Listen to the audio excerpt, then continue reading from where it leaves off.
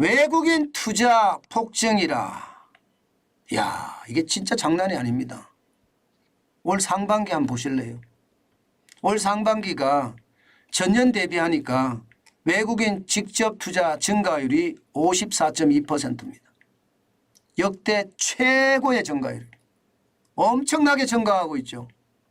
야, 이것을 보면 우리 경제는 지금 불황이다, 우리 경제는 나쁘다 이렇게 이야기하는데 외국인 직접 투자는 지금 엄청나게 늘어난다는 사실이잖아요. 실제로 지표로도 안 보면 놀랄 노짜입니다. 신고 기준으로 올 상반기만 170억 9천만 달러입니다. 170억 9천만 달러면요, 이게 상반기잖아요. 하반기도 지금하고 똑같다고 봤을 때 이게 340억 달러가 넘습니다. 예, 340억 달러가 넘는 그런 올해 투자 기록을 쓸 수 있습니다. 지금까지 말입니다, 여러분. 2016년에 213억 달러거든요. 많았다고 이야기할 때가 2022년인데 이때가 304억 5천만 달러입니다. 그런데 지금 이대로라면 340억 달러가 넘을 거예요. 게다가 일반적으로 말입니다, 외국인 투자 유치는 하반기에 더 많이 일어납니다. 상반기보다가. 그것을 감안해 보면 올해가 뭐 누구 말만 따라 단군 이래 최고의 외국인 직접 투자 유치를 하는 그런 해가 아닐까, 그런 생각도 해봅니다. 7년 평균이 250억 2,600만 달러예요. 7년 평균이. 그런데 지금 현재대로 가면 최고를 간다는 거예요. 아마 이거는요, 여러 가지 요인이 작동을 했습니다. 여러 가지 요인이. 아마 가장 크게 작동한 것은요, 미중 무역 충돌이 가장 크게 작동했지 않을까 싶습니다. 왜냐하면 미국에서 중국 투자하지 말라잖아요. 중국에 있는 투자한 기업들 나와라잖아요. 베트남으로 나와라, 아니면 본국으로 돌아오라. 내가 세제 혜택 많이 줄 테니까. 아니면 동남아로까지라도 나와라. 중국에 있지 마라. 중국에 세계 공장하면 안 된다. 앞으로 첨단 공장은 미국이 첨단 세계 공장이 돼야 된다. 공산품은 아무래도 중국도 좀 주겠지만 이게 베트남이나 인도 쪽도 좀 강화하자. 이게 가장 크게 영향을 미쳤을 겁니다. 나와야 되잖아요. 아니면 미국에 수출할 수 없으니까. 그럼 나오면 어디로 가느냐. 멀리 가려고 보니까 베트남이나 혹은 동남아로 가려고 보니까 너무 멀어요. 인도로 가려고 하니까 더 멀어. 일본으로 가려고 하니까 좀 비싸. 한국으로 가면 괜찮겠네.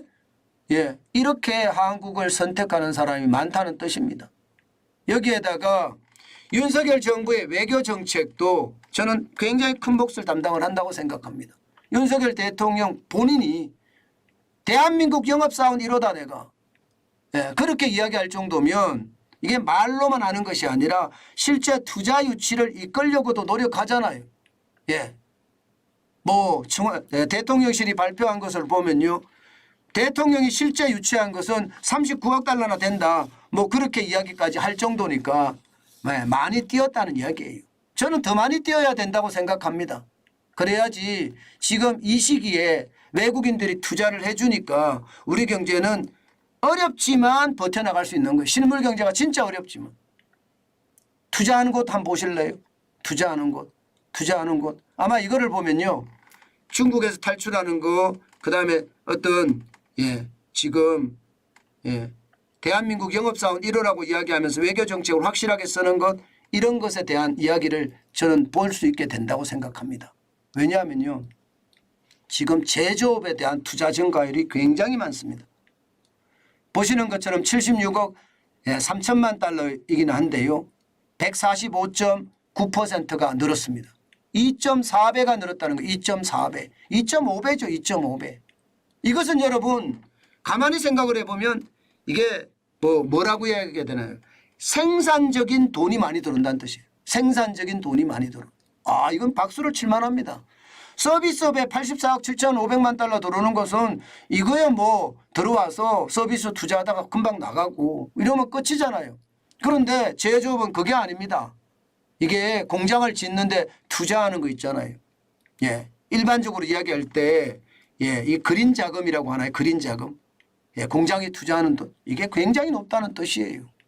그러면 이게 우리나라가 지금 가장 많이 투자하는 분야가 어딜까요? 반도체잖아요.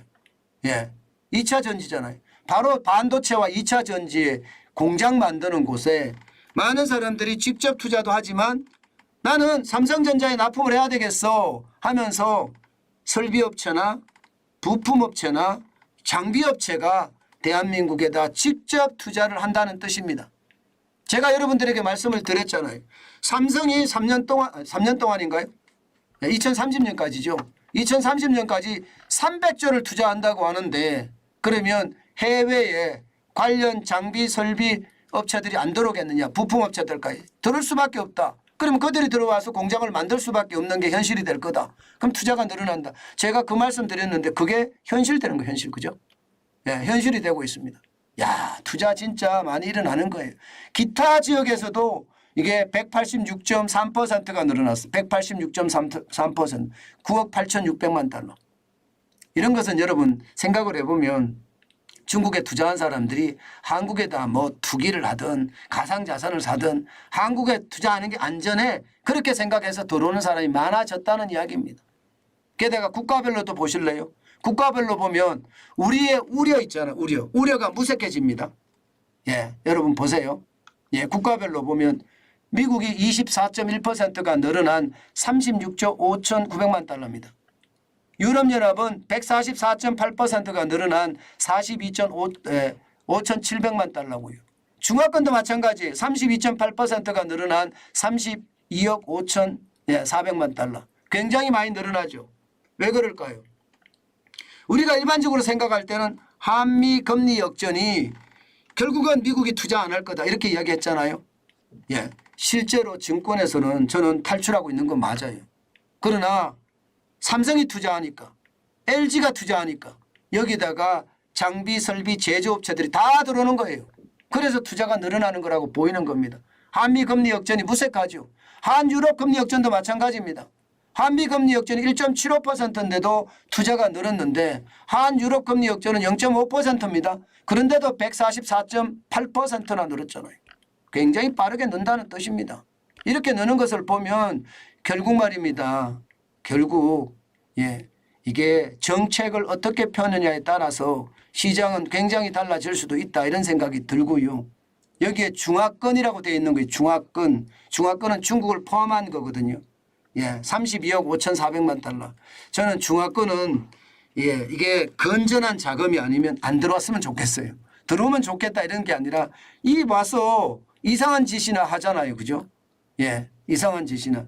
건전한 자금만 저는 들어왔으면 좋겠다 이런 생각합니다. 어쨌든 많이 늘어나긴 늘어났어요. 32.8%가 늘어났으니까 중국의 부자들이 한국으로 넘어온다 이 말도 틀린 말이 아닌 거죠. 여러분 외국인 투자는요. 크게 보면 말입니다. 크게 보면 채권에 투자하고 주식에 투자하고 그리고 직접 투자하고 이렇게 세 가지로 나누거든요. 크게 보면. 채권에 투자하는 거 저는 많이 들어오면 줄을수록 좋다고 생각해요. 우리 어떤 채권이 외국인들이 소유하고 있음으로 해서 우리는 그 돈으로 예, 시장, 국가도 살리고 회사도 살리고 이렇게 갈 수 있는 부분이잖아요. 예, 여기에다가 예, 주식시장에도 많이 들어오면 시장의 어떤 예, 긍정적인 요소로 작용을 합니다. 물론 이 시장에 뭐 예, 이게 주가 조작을 하려고 들어오는 것은 안 되지만 말입니다. 어쨌든 시장 전체적으로는 많이 들어오는 게 모양새가 굉장히 좋게 이렇게 느껴지잖아요. 저는 그게 굉장히 좋다고 생각합니다. 예. 게다가 직접 투자 시장에 들어오는 것은요. 박수를 치며 환영할 일입니다.